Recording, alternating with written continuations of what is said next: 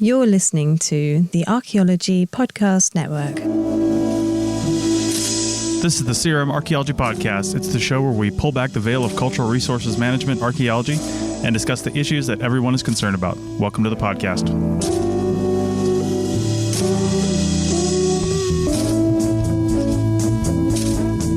Hello, and welcome to the CRM Archaeology Podcast, episode 304.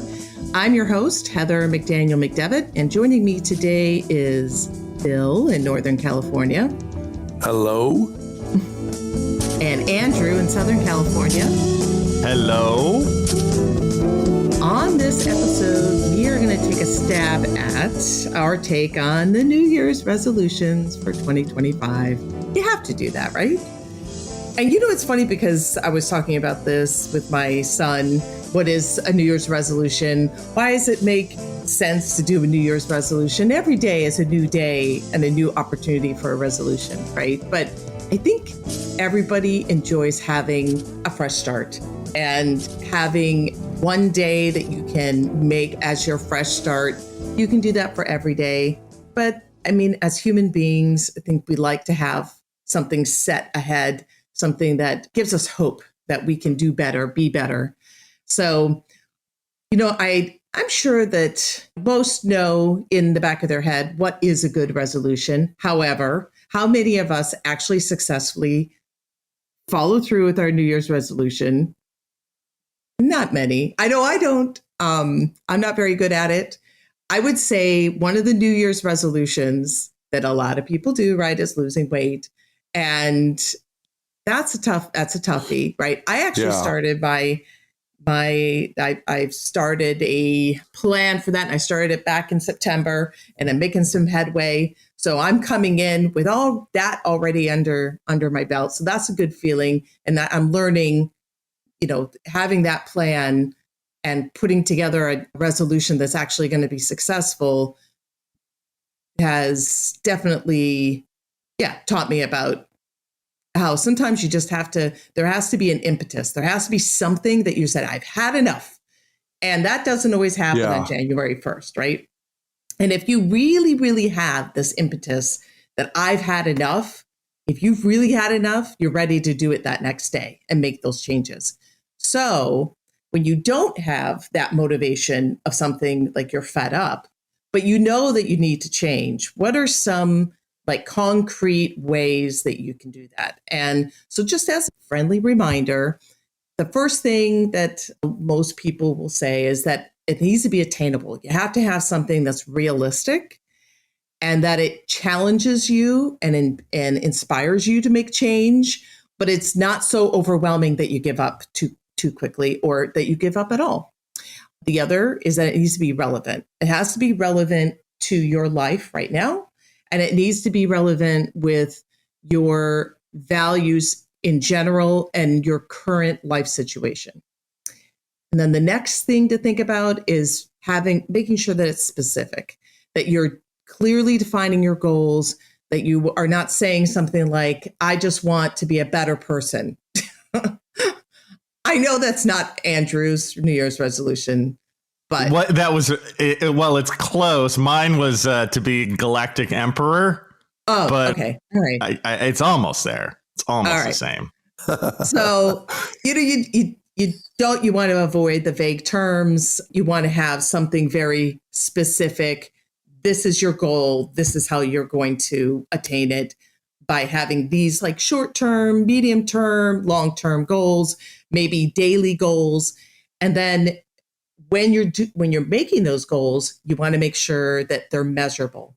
So how are you going to know that you're actually succeeding, which will motivate you to keep going if you don't have some way of tracking your progress? So you want to make sure you have actual measurable goals. And then finally, it has to be action oriented. So you have to create a plan with all these specific steps with your goals outlined. Why is it important to you? How does it align with your values and your goals for life in general? And then how are you going to measure? So with that in mind, Bill is the one who actually brought up this topic. Yeah. So I'm going to throw it to you, Bill. Sure. Well, I was going to say, I want to know more about your weight loss thing.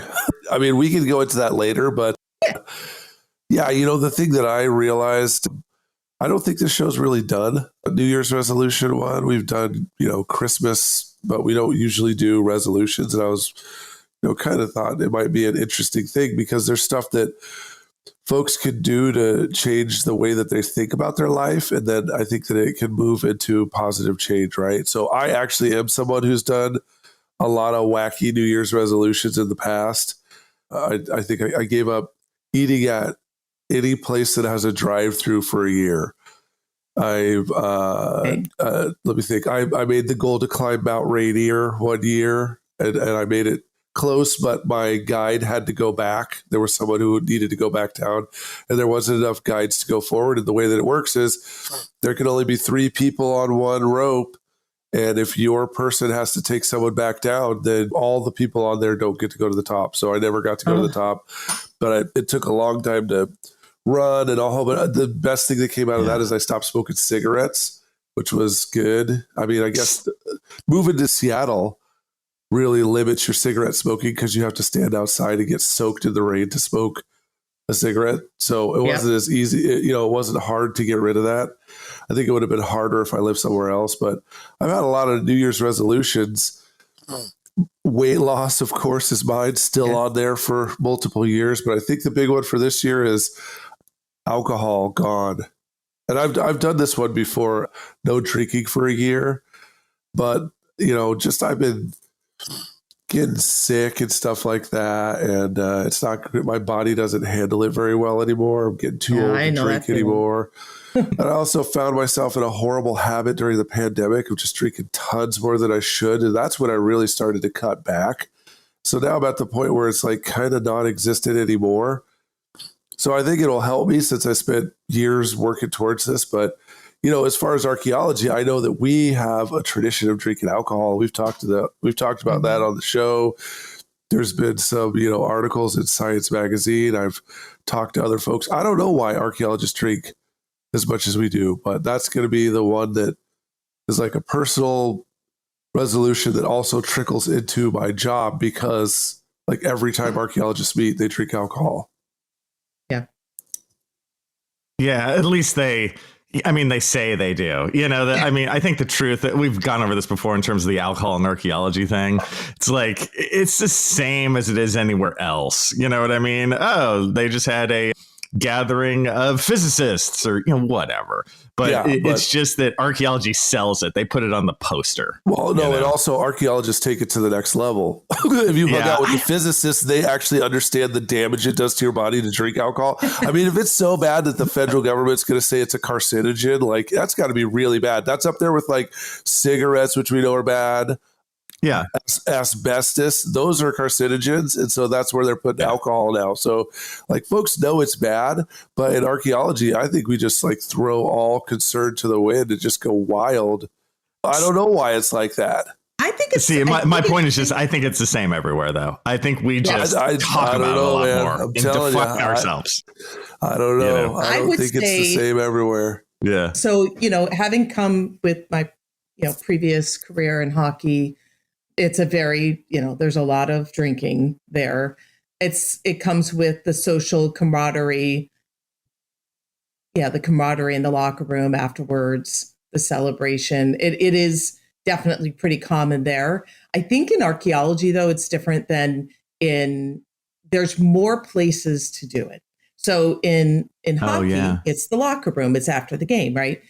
We're going to say, since you brought up physics, physicist, my dad's a physicist. He's also not a drinker, but that could be, conferences. It's a social, and any conference you're going to have that.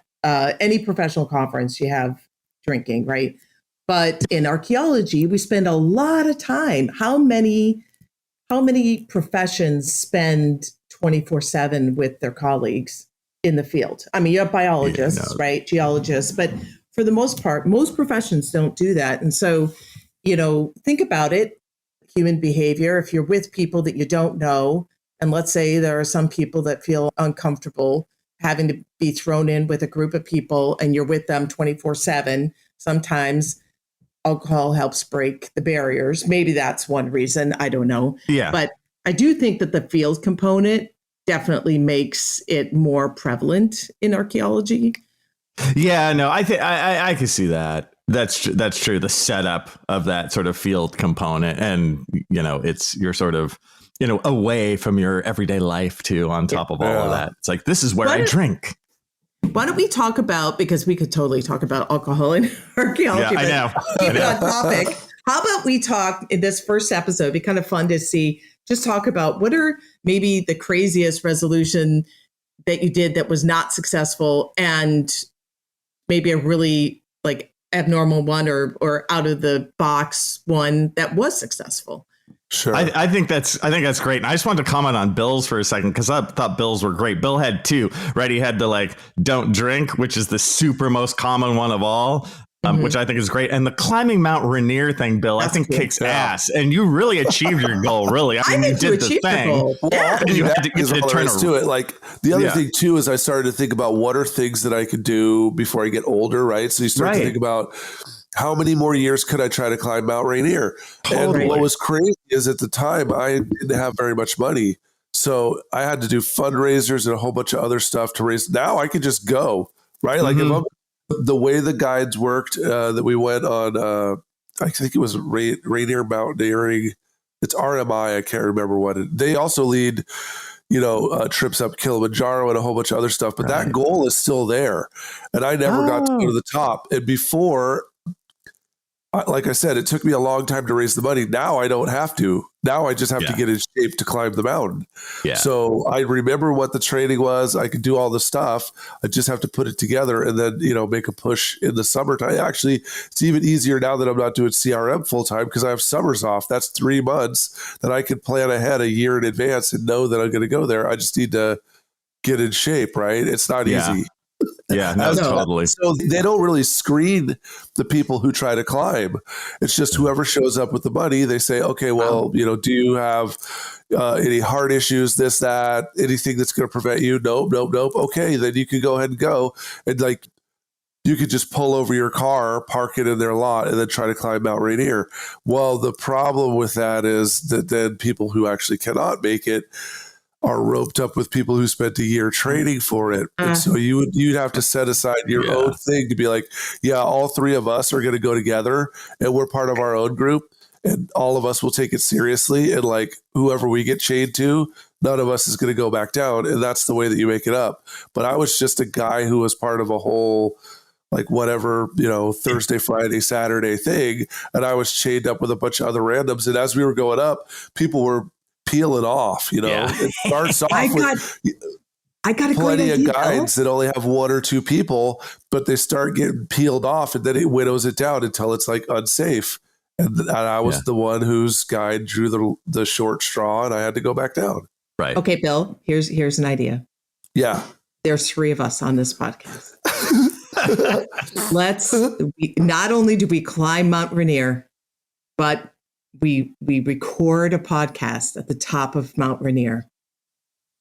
That's right. So, I think many are thinking that this is you have driven to Seattle and been like, oh, there's a very tall mountain. There it is. Let's walk. That shit's fierce. It's not easy. No, I know. But it's not easy. There are you just can record. You can record when you're eating my dead body up there. Just record that. It'll be a great survival. Show. For survival with a splitting headache. All I'm just going to be doing is screaming into the microphone my head hurts. Exactly. Exactly. Oh man, Andrew, what are 2 real quick? Since we're getting up on the end of the. Oh, should we? Maybe I have one. It'll take a minute to talk. Maybe we should just do it on the flip side. Right on. All right. Here we go. On to the segment 2. Welcome back to CRM Archaeology Podcast, episode 304. We're talking about New Year's resolutions. This is segment 2. Andrew, how about you give us a couple of your previous resolutions? I love talking about resolutions because it feels like it gets very philosophical and very deep very fast. I think that I don't know if I do New Year's resolutions, like specifically January 1st. But I feel like I live my life with resolutions. Like I'll just be sitting around and I'll sort of have this idea and I'll be like, I really need to do this for myself. And I'll take it seriously sometimes. One thing I do with my resolutions is I'll write them down, kind of like that list that you gave on the top, like, it needs to be actionable and all that kind of stuff. I recommend to anyone doing resolutions that you write it down, because that's like the first step in giving yourself an organization. You're like, oh, okay, I'll do this in week 1. Then I'll do this in week 2. Right. So I live my life through these like 6 by 8 inch spiral bound notebooks. And I use them all thematically. And one of them is for ideas like this. It's basically a resolutions notebook. And one of my big ones was getting my dive master certification. And I did this about 10 years ago. And I had been diving for a long time, and I did diving with my dissertation and all that, diving in the cenotes of Belize. And I have this really weird backstory on just how the various certifications that I got while diving, it's not the norm. But I'd never gotten the Big Mama, right? The dive master certification. And this was in about 2015 or so. And this, for those of you out there who have families and stuff with young children, I'd spent the previous 6 or so years with a young child, and you're just focused on your family, and because you have to, that's the deal. Right. But my daughter was getting a bit older, and I was like, I could do this thing. It was almost a pie in the sky thing for me, but I'm like, I could be a dive master. And so I went online, I called around, I found the guy who taught the classes, and I started doing it, and I put together this schedule. And being a dive master takes like a lot of time. It burned so many of my weekends and stuff. And I would just be diving out of Catalina. I did so many dives. I did so much stuff. But I finally, after like 4 or 5 months of putting all this stuff together, I got my dive certification. And I swear to God, it was so fulfilling. Like, it's right up there with getting a PhD or a master's or whatever, because it just took so much investment, and it felt so far away when I first started it, and it was just this huge feeling of accomplishment. So that's one that made it over to the finish line. So that's totally awesome. So did you already, folks probably don't really understand what goes into this, just like you were saying so much. You need to have a lot of dives to even be able to go for that in a year. Yeah. So you were already years in, and so you'd already documented hours and hours under the water? Yes. Okay. Yes. So I had just enough. You need 60 dives, I believe. And I had been very good with my documentation of dives over the years. And I just had dives everywhere, whatever, these little, we went to a vacation on Hawaii. I did 2 dives there, but I'd been doing it.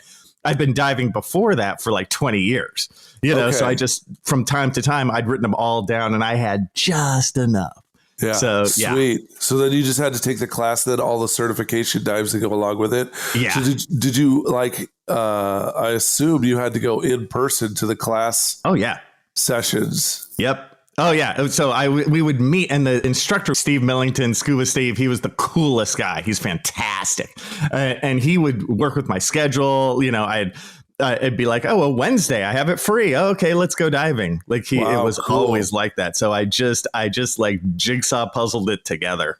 Okay. Cause I was going to say, I think folks, that is absolutely commendable. There's a lot of people who are interested in underwater archaeology too. Yeah. Yeah. Is that why you started doing it? Because you wanted to do I already had been doing underwater archaeology, but I didn't have the big one. I always felt like I could do that, and so I did. And it just made me feel good.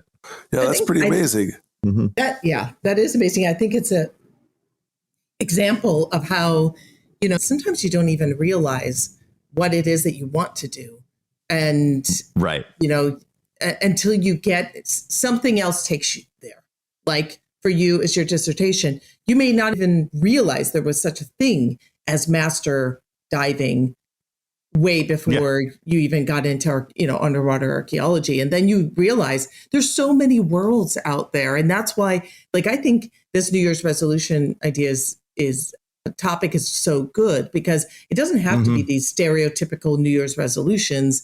They can be very specific to areas that are, helpful for you in your life right now. And so instead of just looking at something broadly, what can I do? Oh, I want to be successful in my career. But looking at, okay, where are there opportunities for me to be successful in my career? What are some ways that could help me shine in the professional setting? And maybe using that as an opportunity for resolution. And what's nice about those is that for like the master diving, there's a very set plan. Like you have to do this, this, this, and this. So it's almost like you don't even have to write a plan, right? You have to kind of make it personal. Yeah. Yeah, it's there. Like, it's like, here's these 10 big, huge steps, and you need to do these. Yeah. And the other thing I really liked about it is it's very cut and dry. It's like, well, you either know how to do this dive or you don't. So there's this real obvious, like, did you complete it or not? Which is nice. And I was going to say, it's also not easy. So that was was kind of like the capstone on something you'd already been doing, which is even cooler, because there's a lot of us that have been doing things. Like, we already have been doing things.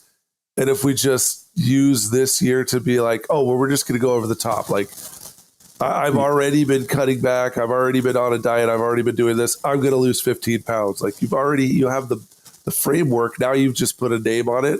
So even though it's a big goal, like you'd already been diving for a long time, even though it's a big goal, you just choose, this is the year. This is the year that we formalize this effort that we've already been doing for many years. So that's another approach too. What are things you've already been doing that you're just kind of like, you know what? This is the year. Yeah, I'm pretty close. I'm going to run a 10K. Like, I've been running a mile. I'm just going to try to run a 5K. Right. That's perfect. And those are the even better ones. Mm-hmm. Yes. By having something crystallized where it's very specific, you're able, when you're successful at one resolution or attaining a goal, that just motivates the next goal. That helps you realize like, you can't trick in your mind, you know what? I didn't really do that. Or did I really become a better person? Did I really, like, if you have a goal, and I see it in my kids, like I'm seeing now, like my son, he's attaining certain things, and he now, and we have like what you call it, imposter syndrome or whatever. Even though we attain something, we meet a goal, there's something in the back of our mind that's always telling us, oh, we're not capable, or we're less than what we think we are right now. We're really less than where our standing is in life. And by putting a goal ahead of you and attaining that goal that's measurable, you can't take that away from yourself. So when you're having that in the back of your head of, did I really attain something? If it's measurable, even your inner voice that likes to talk you down cannot argue with the fact that, yes, I attained this. It was measurable and I did it. And I think that that's really important. When I talk to friends or my kids and they're doubting themselves, my main thing, and for me personally, is I try to start talking to myself. What would I say if I was talking to my friend? If I was my friend, what would I say to myself? And one of the things is that you have to kind of talk yourself off these ledges is when was I successful? How have I been successful? And what did I do to get there? And I am capable of doing that again. So I think having that measurable, attainable goal that nobody can take away from you, including yourself, is really important.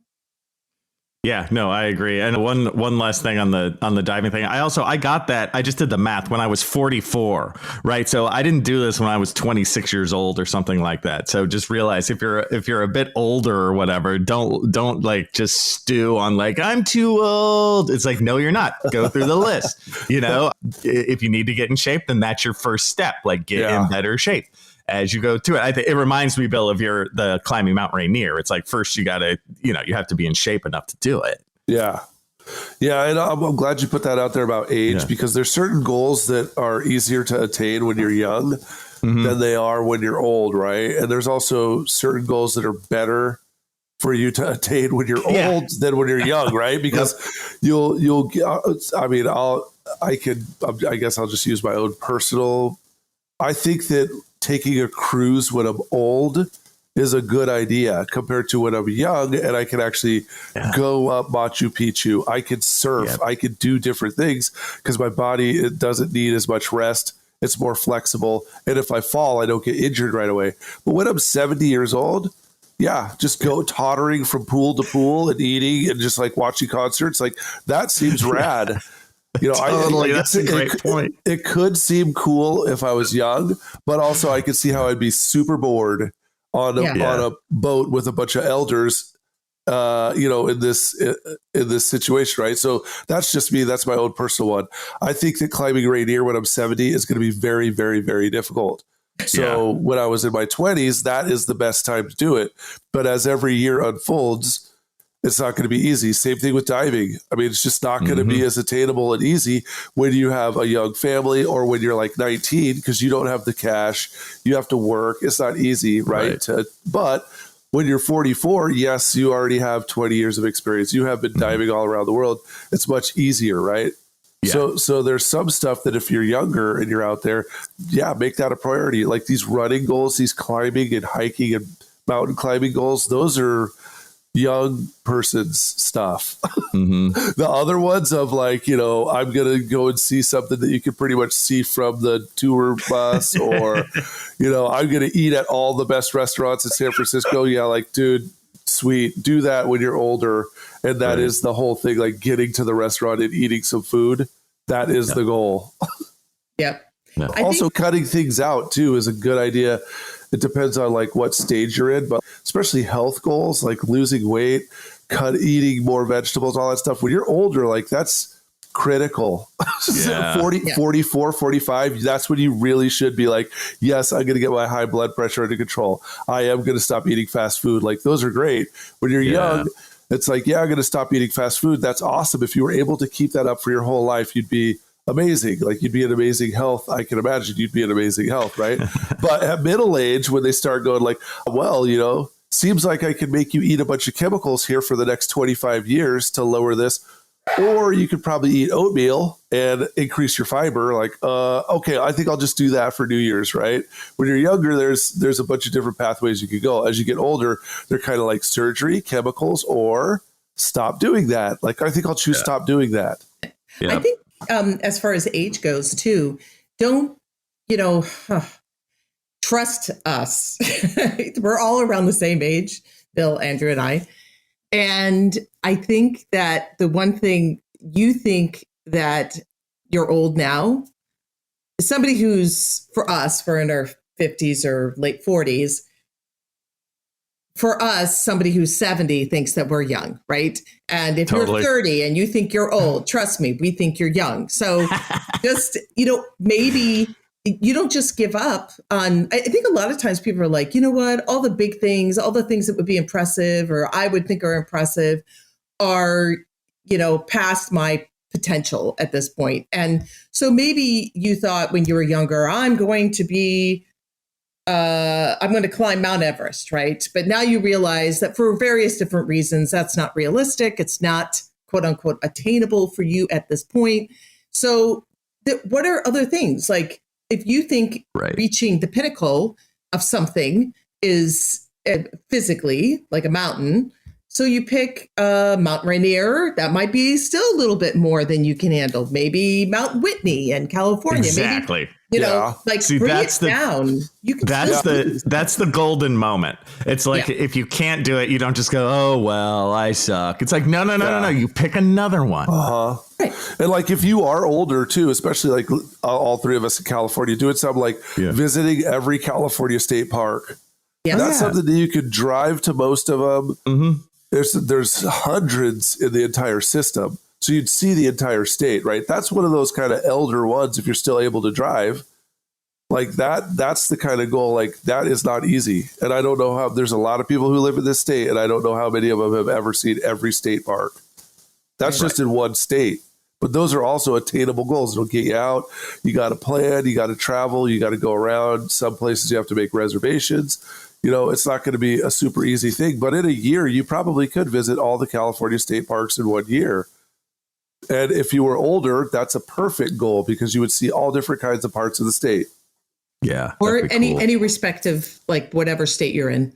I'm really interested in hearing what you all have on your plate for resolutions coming up this year. So we're going to go to segment 3.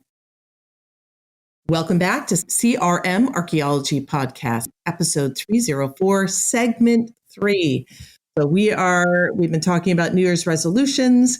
And in this segment, I'm really interested to hear what Bill and Andrew have in store for whether they call it New Year's resolution or maybe a resolution they've already started.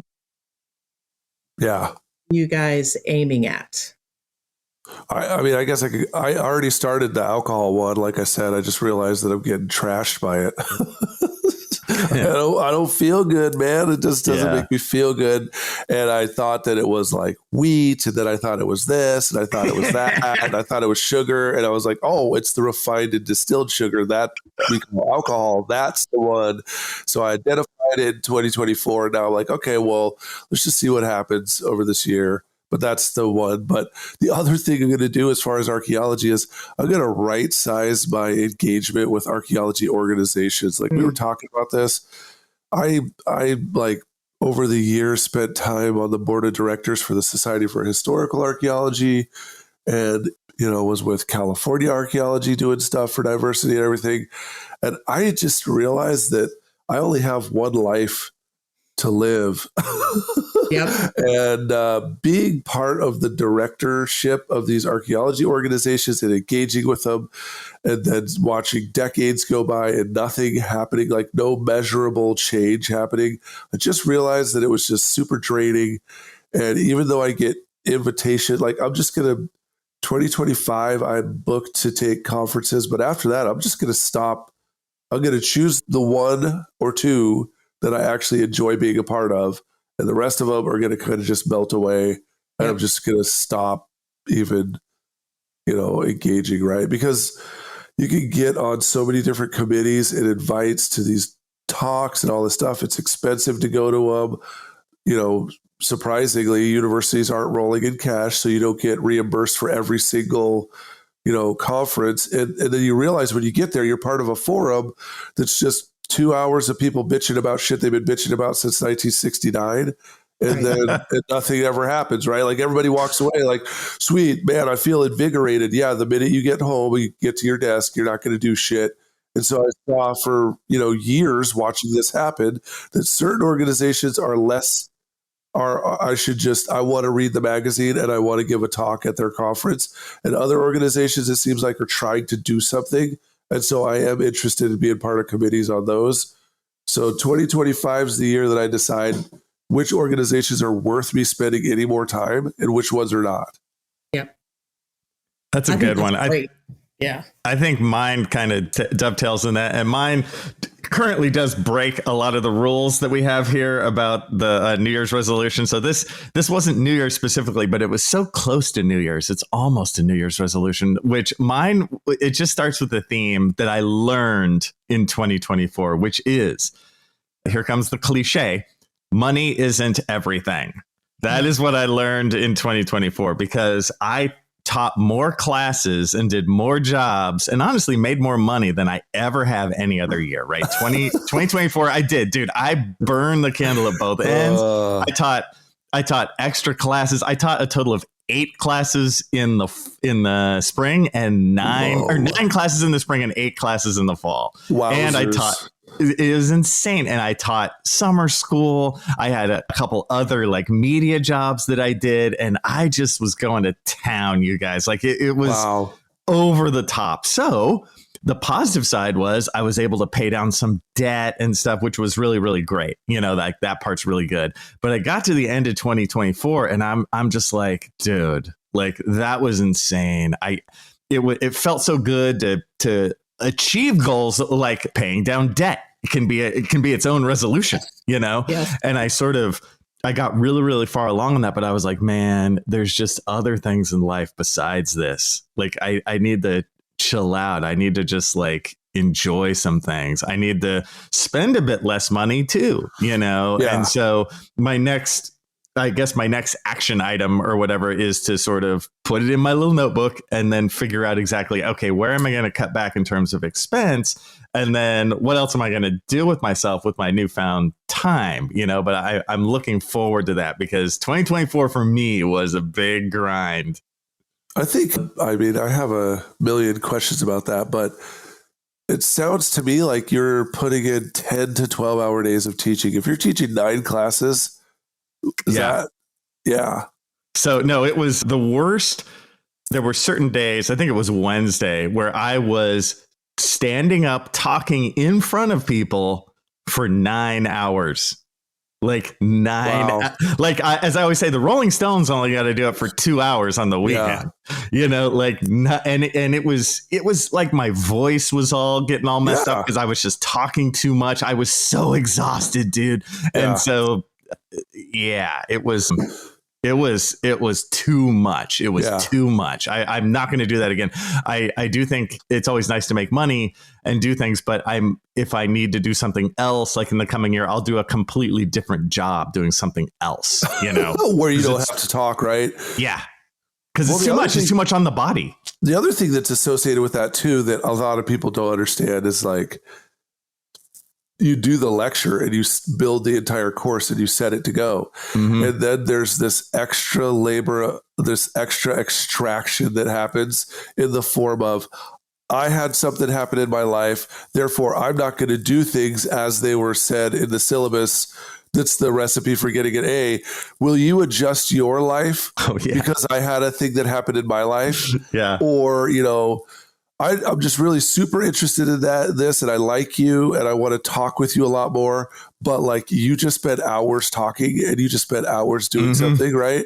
And it's like, now, let's go get a coffee and let's chill. Do you have time to talk on Zoom? And it's like, kind of no, like not really. Like, I don't know what to say. Like, no. And so if you multiply it by 9 classes with 20 students in each one, you're looking at 180 people that are like constantly. Right. I hope I did my math correctly. I'm not sure. Yeah, but it's actually more because some of my classes had 40 people, whatever, but some of them were online. So it's like let's say the 9 time, I think 3 were online and 6 were on ground or something. Yeah. But because I always prefer on ground. I always ankle towards on ground. But I will say, Bill, what you brought up about the people wanting to talk afterwards, I was always very conscious of that. I was like, I am exhausted. It's 9:45 at night. I'm dying. But I tried to put a happy face because I'm like, they want to know about archaeology so bad. They're so positive about this. I can't just go, shut up. I need to fall apart right now. And so I would stand there with a smile on my face and be like, yeah, that is interesting, because I know how important that is for students. But goddamn, as you understand, Bill, it was hard. It was tough. Yeah, that extra, I'm saying because you're prepared for your lecture, you're prepared to grade papers, you're prepared to do all that stuff. It's the other additional one that you're kind of like, I just want to go to the bathroom and be around another human like for the rest of the day. I don't really know what to say. Like, I can't see on my calendar anytime I will ever want to really talk. So let's just do it right now because I just want to get some rest. Like, I don't know what to say. Yes. It's funny. Yeah. I think all right. Well, Heather, let's hear. Okay. So, boy, I've looked back at this last year. So I think I've mentioned it before. I changed positions or changed jobs to another company and had a lot of new things and was creating new practices. And it was very exciting, but it was also feeling like I was chasing my tail constantly. So my resolution for this year is to and I'm working on actually getting this codified, putting it down on paper, but having a resolution to make resolutions, I guess, or a resolution to make plans and to have very deliberate goals for the practice. Our main thing was to grow, grow, grow. And we succeeded. We did that in spades. But now it's creating a plan that others can follow. So we were all just, okay, let's just dive in and make this happen. And now the next step is, okay, we really need to have a regular system. So that's my goal for this year, is to have things a little bit more defined so that so that the product is very consistent, which we have been doing, but we haven't been really efficient with it. So creating some plans to make sure that we're consistent and that we have plans that are repeatable by different types of people who come in, and that when people come in to, that are hired, that they have a path moving forward and they feel like they're accomplishing something. So that for me, and it's so funny because we were talking about New Year's resolutions. My husband brought it up. And so my son was like, Mom, what's your New Year's resolution? And so I told him, he goes, Mom, that's not a New Year's resolution. I challenge you to have one that has nothing to do with work. That's very difficult for me, because the one thing that I've noticed about myself, I love work. I love work, and I love what I do for work. So I'm actually realizing that I'm okay with, now maybe my family's not, but I'm okay with the fact that my approach to work's different than others. I'm not a 9-to-5 clock in, clock out. That's just not who I am. I do know I need to have more balance. So that is one thing that I'm trying to find, is something that is completely separate from work that I can focus on. So as you can all see, I have not followed much of what a good resolution is yet, but I'm working on it. So I think the one thing I would like to do is have something that is not tied to work, that will allow me to have fun with. One thing I'm kind of playing around with, because I'm with this journey of losing weight and being healthier, is I want to be more active. And so my daughter and I talked about maybe doing dance lessons together. So that would be great. Yeah, because I was an athlete when I was young. I was very, we're talking 8 hours, 10 hours a day athlete. Yeah. Didn't go to high school, was homeschooled so that I could be that athlete. And so I know what it's like to go to the gym and to exercise for exercise sake. But now I'm at a point where I just don't like that. So I need to find something that's going to keep me active. I will be, moving, but it's fun movement. So anyway, those are some things. And then back to the weight loss thing. I did start that in September. There was an impetus. I'm a little embarrassed about that impetus, but basically I was on vacation with my daughter, and there was something I could not do. Yeah. Because I was overweight. Yeah. And I had my daughter go ahead and do it without me. She felt really bad about it, but I made her do it. And I sat in the car and cried. Oh, and no. I just said, that's enough. Yeah. That's enough. Oh. And that was the impetus for me. I cried. I felt sorry for myself. And I called my son, who was wonderful. He was in Georgia at the time. And he, sat and listened to me, did I'm going to go and, knock that guy's jaw off or whatever. That's not my son, but that was my husband, actually. Then I called my husband and I told him, and he's like, what? Then I sat back and I'm like, you know what? It wasn't, there was a weight limit, and that weight limit was a lot lower where we were than it would have been here in the States. But it was a wake-up call. And I sat back and I'm like, okay, you know what? No matter what, even if this wouldn't have happened to me in the US, it happened. And I'm still not at the weight that I should be. And so I came home and I started right away. And then for me, it was just, I had to look at, because what I had been doing before on January 1 was I was saying, I'm going to do this. And then, there's so many emotions when it comes to weight loss. Yep. So yes, there are. yeah. And it's so easy to quit. And there's so many temptations, because it's not like you can just say no alcohol, right? Alcohol is very difficult too, but you don't need alcohol to live. You need food to live. So you're making constant decisions. And for me, I'm just, as my mom would call me, an easy keeper. And that's what they call horses that put on weight easy. Oh, and I do. I put on weight easy, and I build muscle easy too. But I think my body's a little messed up from having been, an athlete for so long and denying myself for so long. So its metabolism's a little off. Then, of course, I'm older now, so that doesn't help. And so I had to rethink. So this was a really good, as far as an exercise in putting together a resolution and making it successful. I had to really look and say, okay, this isn't what I did before to lose weight. Doesn't work. And what I did before would have been like something really drastic to lose weight so I could feel really good about having lost weight. And it's not sustainable. And so I had to look at it from a long term. And again, this is a really good exercise for any resolution. You have to look at something for the long term. And is it going, is it sustainable? And not only is it sustainable, especially with weight loss, are you going to keep it off, right? So I decided, I thought, you know what, I'm not doing this on my own. I was able to when I was an athlete. It was basically deny myself to the point where I used to have to take potassium shots. I don't know if you guys have ever done that, but no. I was eating so few carbohydrates. Jesus.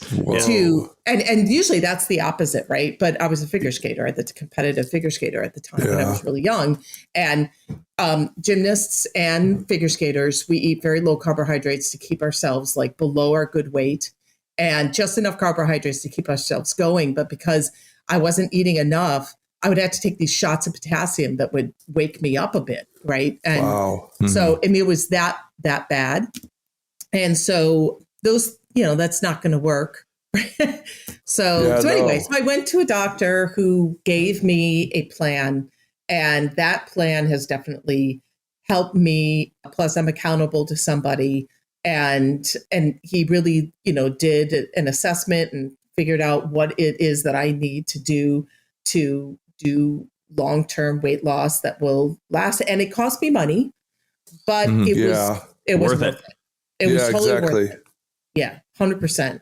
So I'm not all the way there, but I'm I've lost a decent amount. I've lost 45 pounds.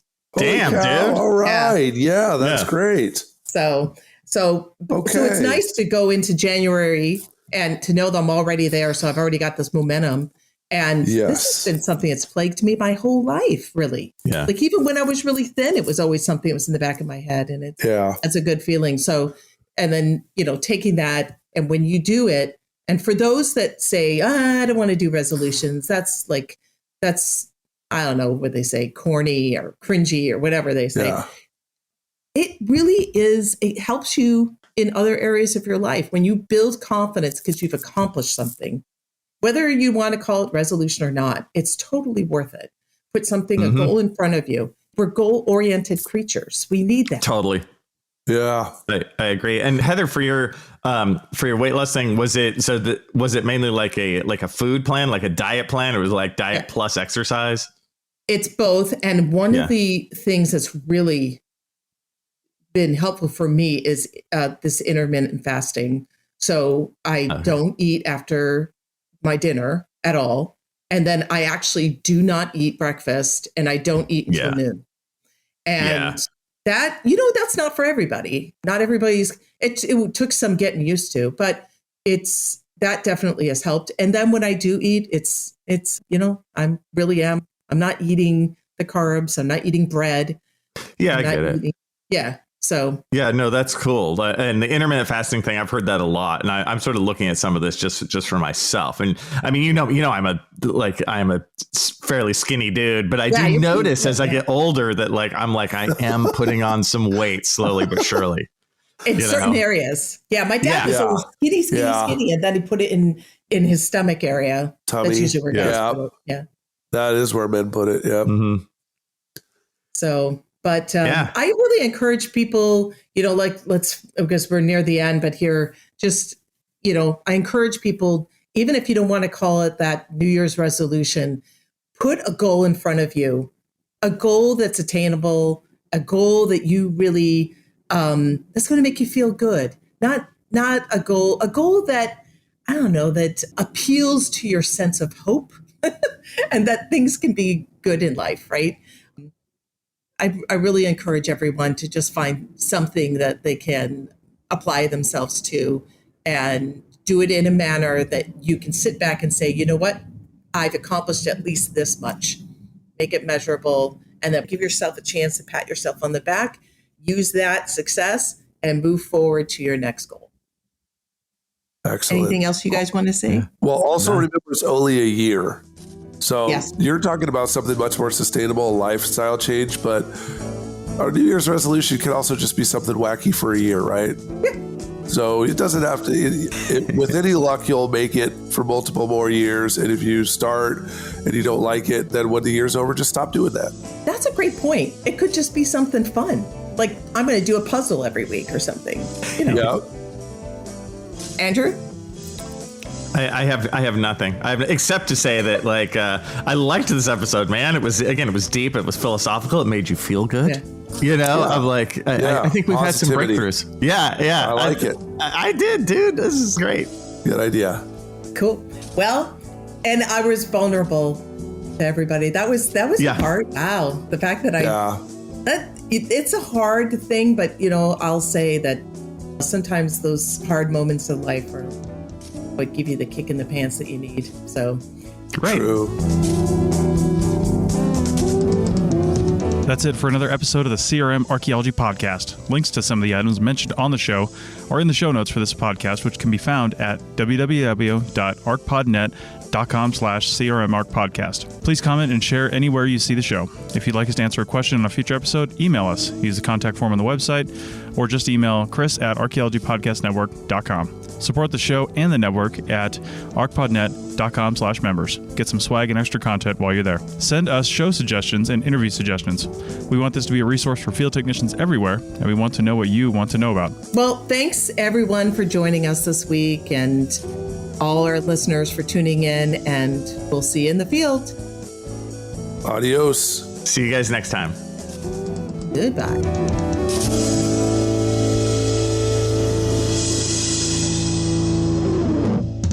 The Archaeology Podcast Network is 10 years old this year. Our executive producer is Ashley Airy, our social media coordinator is Matilda Siebrecht, and our chief editor is Rachel Roden. The Archaeology Podcast Network was co-founded by Chris Webster and Tristan Boyle in 2014 and is part of Cultural Media and DigTech LLC. This has been a presentation of the Archaeology Podcast Network. Visit us on the web for show notes and other podcasts at www.arcpodnet.com. Contact us at chris@archaeologypodcastnetwork.com.